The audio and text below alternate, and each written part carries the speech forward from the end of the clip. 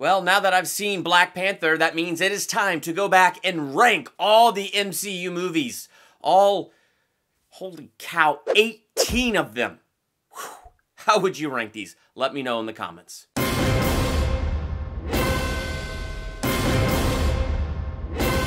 Welcome to Durbania, I'm Durbin, and this is my ranking video of all 18 MCU movies. Holy cow! That's the first Iron Man movie through Black Panther. I'm super excited to rank all 18 of these. Now, I did a ranking of Iron Man through Thor Ragnarok. So in that ranking, you'll see a lot of the reasonings why I place things where I place them.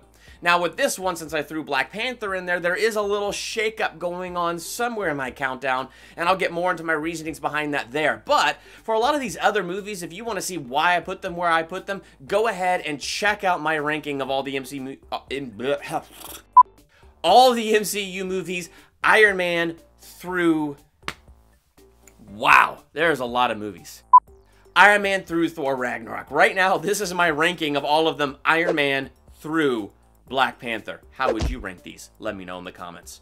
Number 18, Thor: The Dark World. Like I said in my last ranking, it's not that I hate this movie, it being in my least favorite position. I still actually really do enjoy this movie. It's just, as far as the MCU goes and all the other offerings that it has, this one just isn't the best. Not a super strong villain, not super strong overall, but it's Thor. So it's still fun and all that good stuff. 17, The Incredible Hulk. This was a good movie, and I was surprised by how much I enjoyed it when I saw it on the big screen. And recently I went back and watched all the MCU in chronological order, which is a really cool thing to do, by the way. And this one is still awesome. It holds up. It's just, it's not Mark Ruffalo. I mean, it's not like the strongest story of all the MCU, but it's still good. And now that Mark Ruffalo is the Hulk, it's really hard to see anybody else as the Hulk. Number 16. Iron Man 2.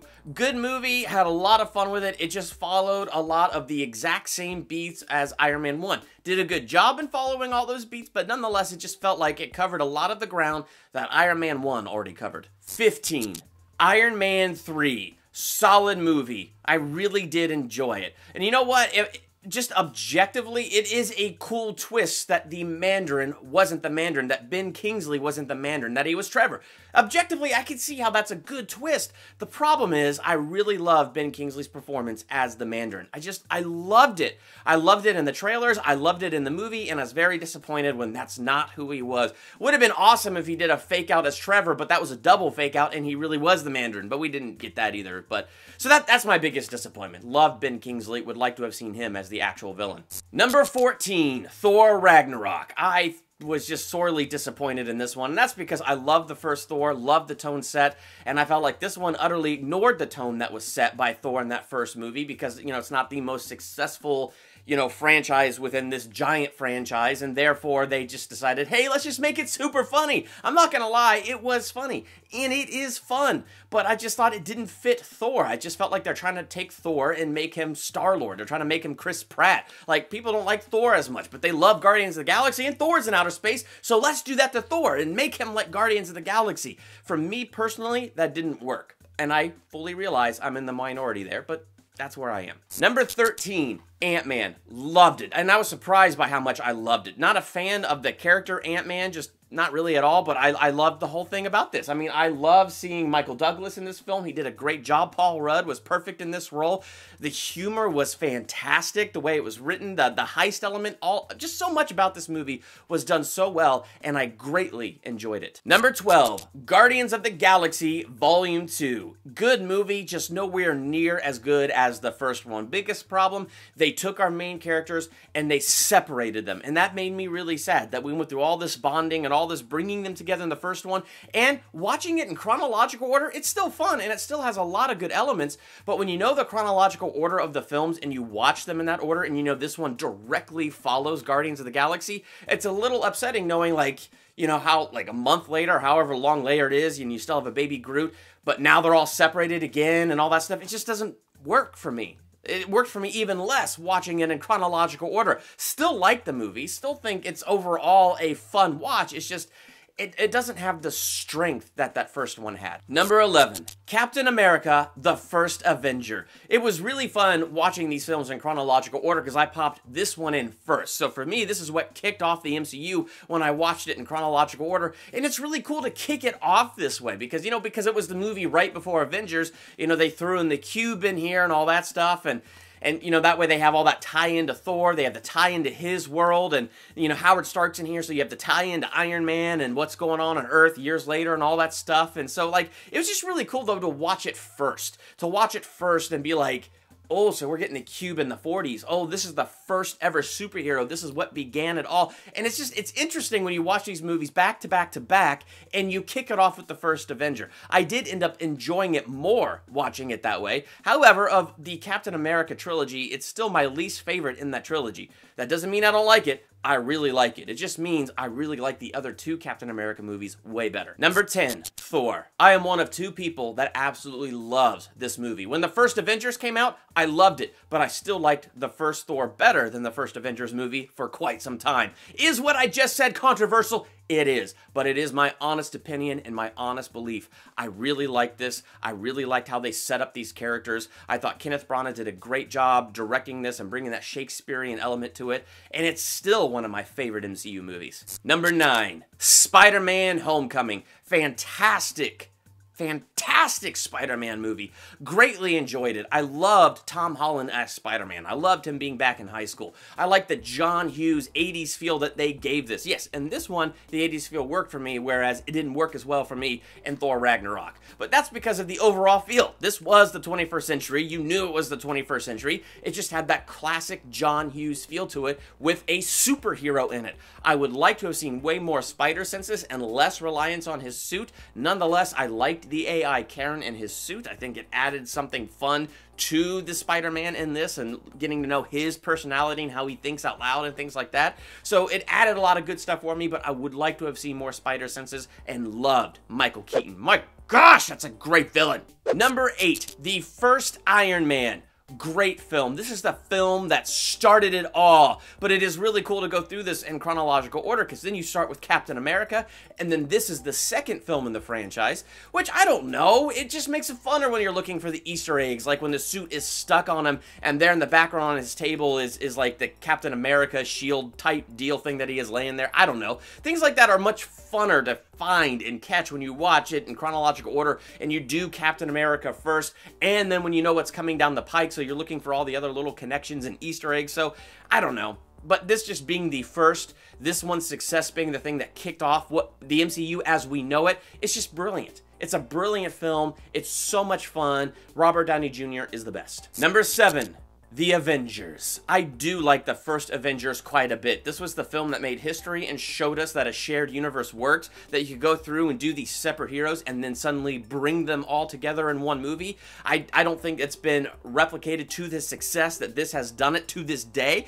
It's just brilliant, and it was a brilliant film. It was so fun the way they brought these characters together. It was fun the way Joss Whedon did a whole team thing, yet didn't lose the individuality of each character. So each character had their personal growth while we got them together as a team and got to have the team and the whole Marvel thing have a growth. So it was just awesome to see how Joss Whedon put this together, how Joss Whedon pulled it off. Brilliant writer, great film. Number 6, Age of Ultron. Loved it.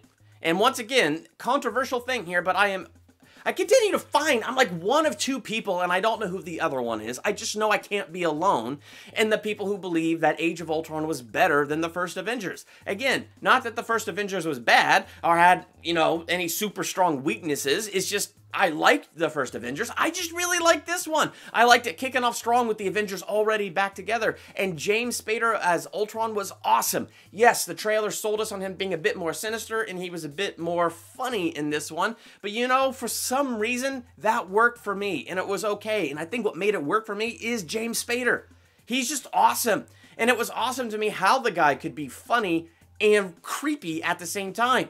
How he can be funny and send like chills down your spine because he's just so freaking evil. So like, it was just, to me, that was awesome. I thought bringing James Spader into it and his casting as Ultron was absolutely perfect. And it's because of Ultron that I did like this better than the first one. Number 5, Doctor Strange.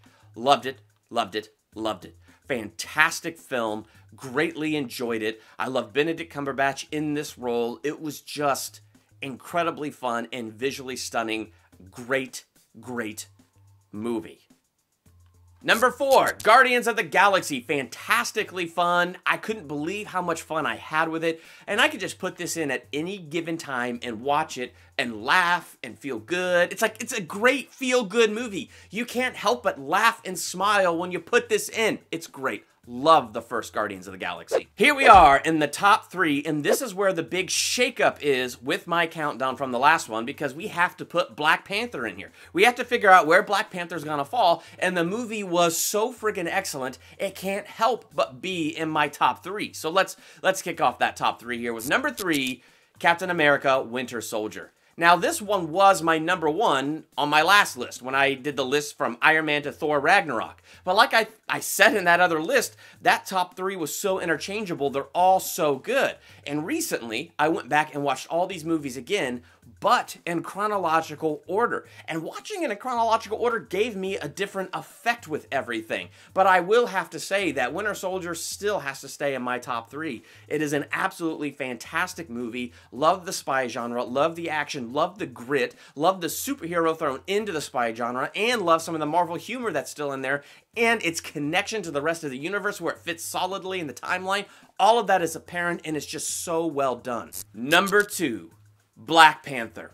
Loved this movie. Going into it, I had high expectations for it. I had a strong feeling that I was really going to like it, and I'm very glad that I wasn't let down, and I'm very glad that I enjoyed it as much as I did. Black Panther is a fantastic movie, and I like that it's a different story than the rest of the MCU. And one of the things that makes it so different, number 1, it's a story of royalty, which is not what like the rest of the MCU is all about. It's like about this hero and their origin and where they came from, which we did get this in Black Panther. But number 2, it's as much a movie about the country as it is about the king, T'Challa. And so it's very interesting digging into this whole country, because this country is a part of T'Challa. It's a part of who he is, and it's a part of who he is as a hero, showing you his heart as king, showing you where all this technology, where his vibranium suit came from. And they did a great job, like I said in both my reviews, spoiler-free and spoiler talk.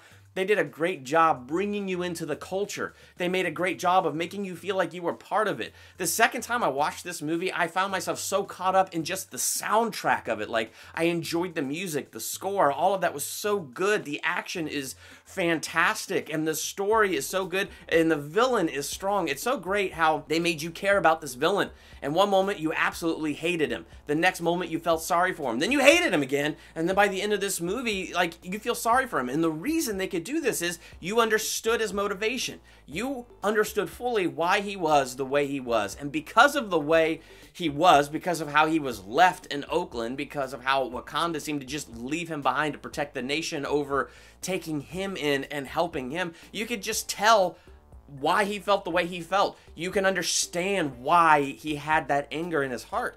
And you see what true bitterness really does, and how bitterness really poisons the soul, poisons the heart, poisons the vision, and poisons the outlook. And so you felt bad for him because you could just see how this poison was affecting him. You felt bad for him because you understood why he had the anger to begin with. You felt bad for him because it's like, okay, we understand the right thing. Wakanda should open its doors and share its knowledge instead of hoarding it. Yeah, that should be a thing, but it can't be forced into that, can it? It's a sovereign nation that has a will of its own. That's not freedom to strip it of its will. I don't know. There were so many fascinating things at play with this movie that it just made the story so fascinating. It made its villain understandable. It made its hero understandable. It made the nation understandable. It was understandable to me why Wakanda decided to stay hidden. It was understandable to me why Wakanda opened its doors at the end. All of it. I mean, so well done. Tremendously enjoyed this movie.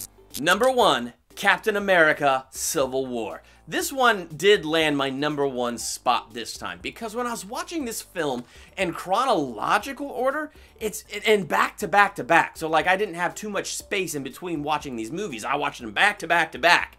And it was really cool to do that because I got to watch these characters grow in ways that I didn't get to watch them grow before. And watching it happen that way is what put this as my number one. One of the most fascinating things to me is Tony Stark. It is so interesting to watch this guy develop when you watch these movies so close together. Want my property? You can't have it. But I did you a big favor. I have successfully privatized world peace. I mean, he makes it clear this is his stuff, and he doesn't have to surrender it to the government. This is his deal. Then the Avengers happen. And after that, he has like post-traumatic stress because the unbelievable broke through into his reality. I mean, he saw things he didn't know that could exist. You get into Iron Man 3 and you see this fear that he has. Age of Ultron, it's all about that fear continuing. The idea of Ultron was to have a suit of armor around the world, a cosmic bouncer that could bounce aliens the next time they showed up to the door. And that fear was causing him to want control. And in that desire to have control and making these choices out of fear and anxiety, he jumped the gun and created an enemy that tried to wipe out the entire world. Which then leads us to this, where now he's making more decisions out of fear. But now he doesn't even trust himself anymore. We need to be put in check. Whatever form that takes, I'm game. I'm done. I don't want to make any more choices.